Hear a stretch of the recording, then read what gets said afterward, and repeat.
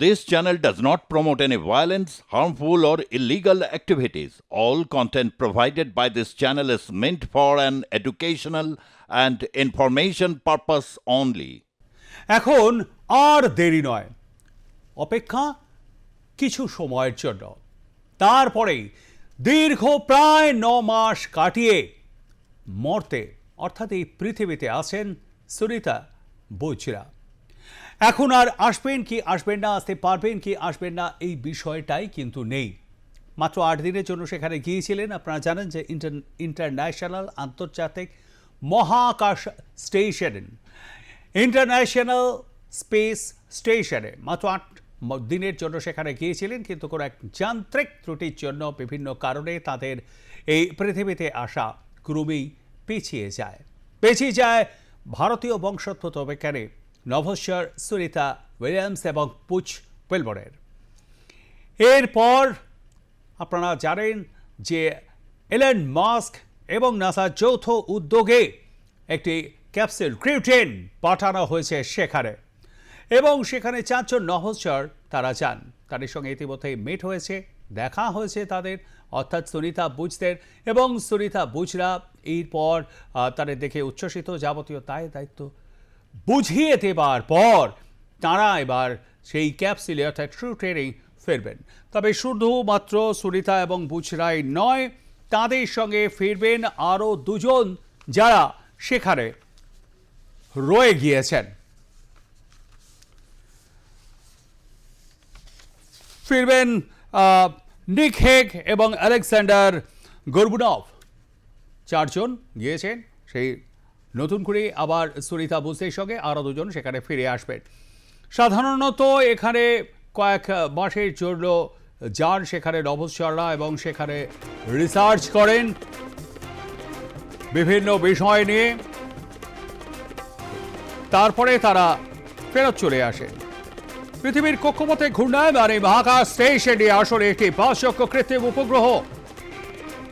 গত 25 বছর ধরে সেখানে মানুষের বাস। প্রত্যেক 6 মাস অন্তর পৃথিবীর মহাকাশচারীদের একটি দল সেখানে পৌঁছয় এবং পৃথিবী থেকে যেখানে যায়, এবং আগের দলটি সেখানে স্বভাবতই ফিরে আসে। সেখানে 9 মাস ছিলেন এখানে সুনিতা বুচরা। তবে তারাই যে সব থেকে বেশি দিন ছিলেন তা কিন্তু নয়। অন্তত রেকর্ড বলছে 371 দিন। এর আগে ISS এ ছিলেন আমেরিকান নভোশ্চর ফ্র্যাঙ্ক রুবিও, রুশ মহাকাশচারী ভ্যালেরি পলিয়াকভ টানা 437 দিন ছিলেন মির স্পেস স্টেশনে। 1986 সাল থেকে 2001 কাজ করেছিল এই মির স্পেস স্টেশন।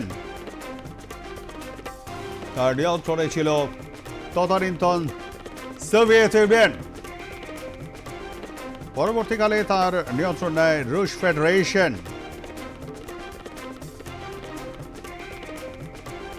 সেখানে রেকর্ড করেছিলেন ভ্যালেরি পলিয়াকভ। টানা 437 দিন ছিলেন এই মির স্পেস স্টেশনে। এখনো পর্যন্ত যা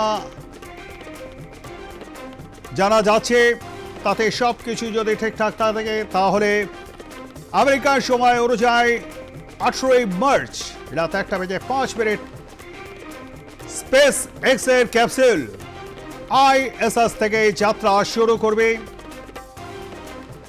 ক্রিউটেন এবং মঙ্গলবার ফ্লোরিডা উপকূলের কাছে বিকেল 5:57 স্থানীয় সময়, ভারতীয় সময় অবশ্য বুধবার ভোররাত 3:27 নামবে এই মহাকাশ যানটি।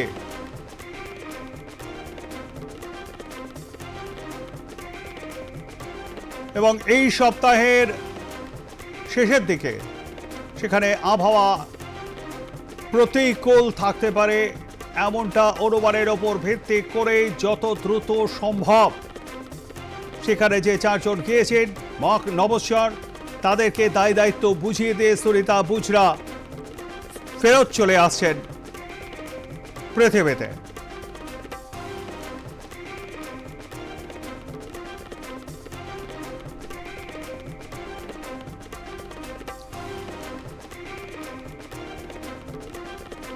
রবিবারে পৌঁছে গিয়েছে আইএসএস এ স্পেসএক্সের মহাকাশযান ক্রিউ ড্রাগন। এবং আপনারা এই মুহূর্তে যে ছবিটি দেখছেন তাদেরকে পেয়ে উচ্ছ্বসিত। আমাদের সঙ্গে এই মুহূর্তে রয়েছেন বিশিষ্ট প্রেক্ষায়ন লেখক সুজয় চক্রবর্তী। সুজয়বাবু নমস্কার, আর প্লাস নিউজে আপনাকে স্বাগত জানাই।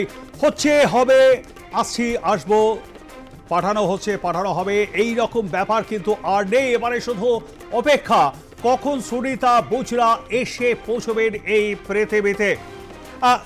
তারা তো উচ্ছ্বসিত অবশ্যই, কিন্তু এই জায়গায় দাঁড়িয়ে আপনার মতন মানুষরা এবং আপামর বিশ্ববাসী কতটা উচ্ছ্বসিত?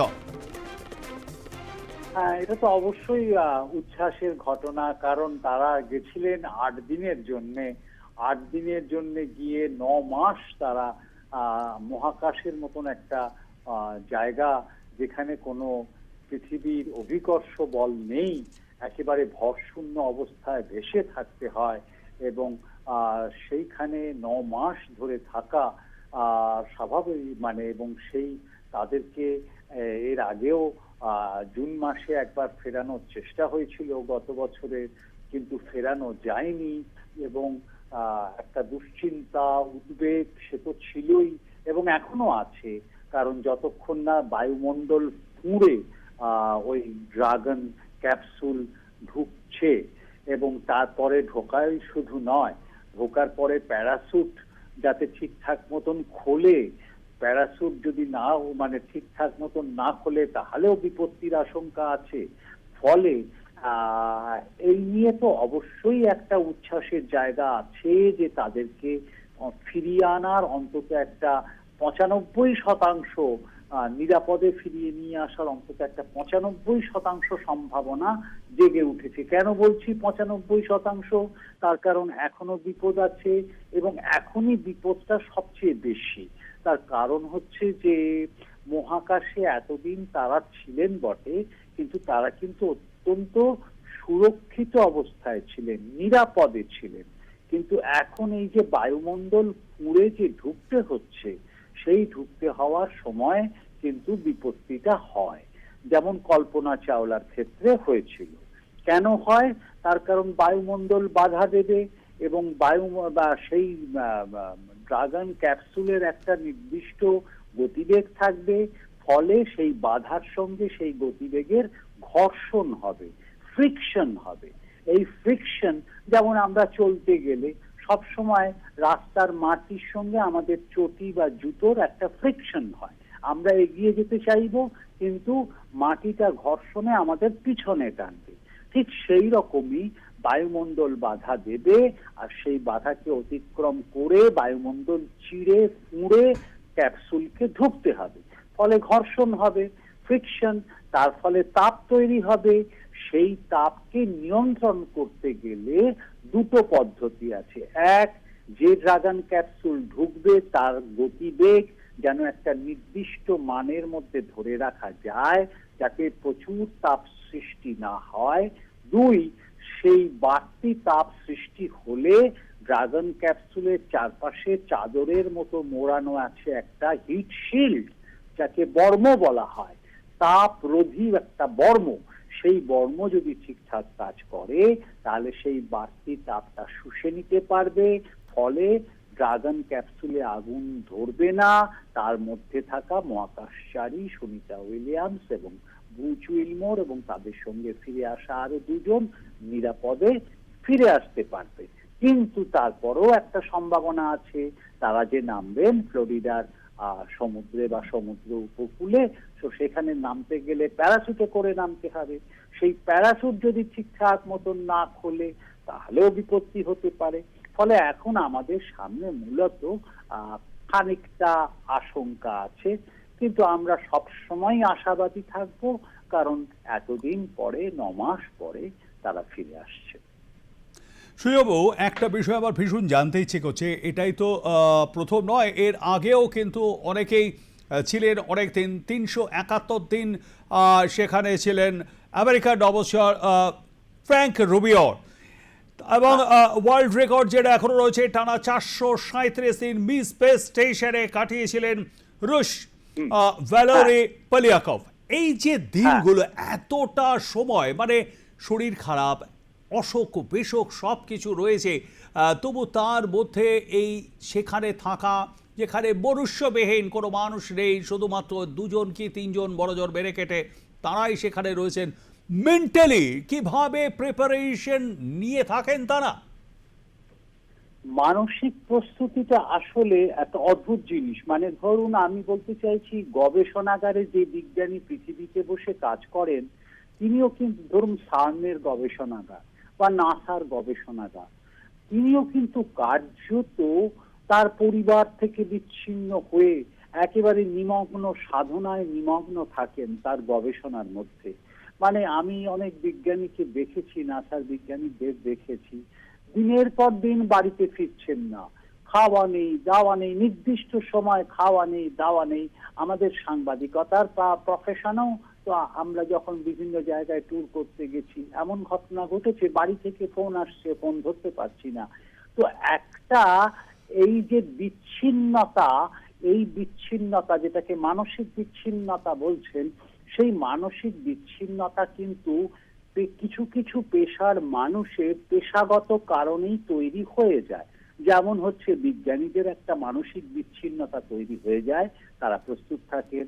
আমরা সাংবাদিকরা দেখেছি যে একটা পেশাগত কারণে আমাদের মধ্যে একটা পারিবারিক বিচ্ছিন্নতা বোধ, মানসিক দিক থেকে একটা বিচ্ছিন্নতা বোধ আসে, কাজের মধ্যে বুঁদ হয়ে থাকা, তার ফলে এর একটা প্রস্তুতি তৈরি হয়ে যায়। আর সুনিতা উইলিয়ামস, বুচ উইলমোর বা বাকি যাদের নাম বললেন, যারা 471 দিন কি 361 দিন সব থেকেছেন, তারা কিন্তু দীর্ঘ অভিজ্ঞতা সম্পন্ন সমস্ত মহাকাশচারী বা নভশ্চর, যারা এই মানসিক বিচ্ছিন্নতা নিয়ে তারা প্রস্তুতি নিয়েছেন কিন্তু পৃথিবীতে।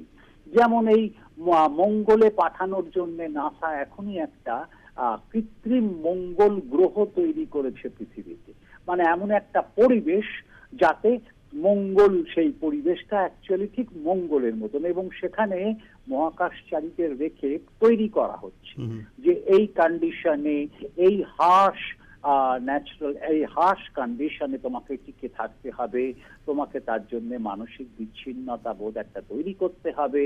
তো এইভাবেই একটা এদেরকে প্রশিক্ষণ দেওয়া হয়, এবং সেই প্রশিক্ষণটা নেওয়া থাকে বলে মানসিক কোনো বিচ্ছিন্নতা বোধ আসে না। তাছাড়া এখন তো সরাসরি ইন্টারন্যাশনাল স্পেস স্টেশন থেকে মহাকাশচারীরা ভিডিওতে সরাসরি বার্তা পাঠাচ্ছেন, নাসার গ্রাউন্ড কন্ট্রোল থেকে তাদের সঙ্গে যোগাযোগ করা হচ্ছে, এমনকি পরিবারের সঙ্গেও তাদের কথা বলিয়ে দেওয়া হচ্ছে, এবং পরিবার যেমন তাদের ছবি দেখতে পাচ্ছে, তারাও মহাকাশ স্টেশন থেকে পরিবারের মানুষজন, নাসার সহকর্মী, গ্রাউন্ড স্টেশনের সহকর্মীদের দেখতে পাচ্ছেন। ফলে সেই বিচ্ছিন্নতার বোধটা আসে না। একদমই তাই। অসংখ্য ধন্যবাদ আমাদের সঙ্গে থাকবার জন্য। সুজয় বাবু কথা বলছিলাম বিশিষ্ট বিজ্ঞান লেখক সুজয় চক্রবর্তীর সঙ্গে।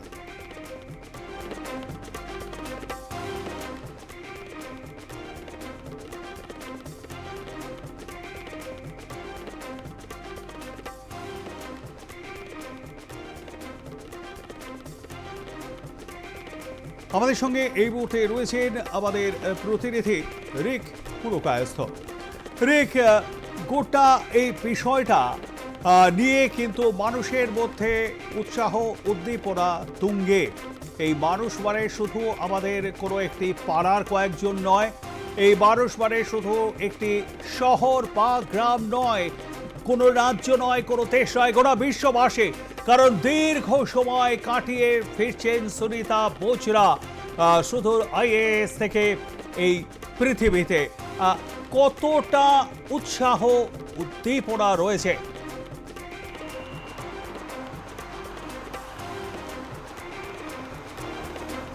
রবিদা, গোটা বিশ্ব জুড়েই এখন উৎসাহ, কারণ অনেক প্রতীক্ষার অবসান বলা যায়।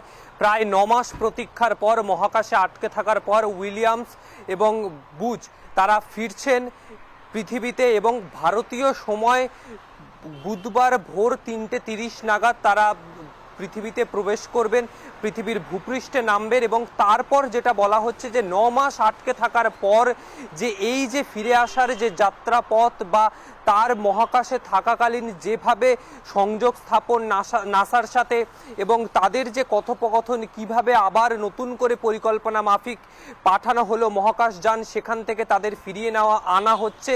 এবং গতকালই যখন মহাকাশযানের যে নাসা থেকে মহাকাশযান পাঠানো হয়েছে সেটির দরজা খুলতেই সময় লেগেছিল প্রায় 1 ঘন্টা, এবং তারপর যখন ভিতরে প্রবেশ করেন তারা, উৎসাহে ফেটে পড়েছিল গোটা বিশ্ববাসী যে আবার ফিরে পেতে চলেছে তাদেরকে। তারা মহাকাশে গিয়ে আটকে পড়েছিল 9 মাসের ব্যবধান, 9 মাস সময় তারা মহাকাশে ছিল।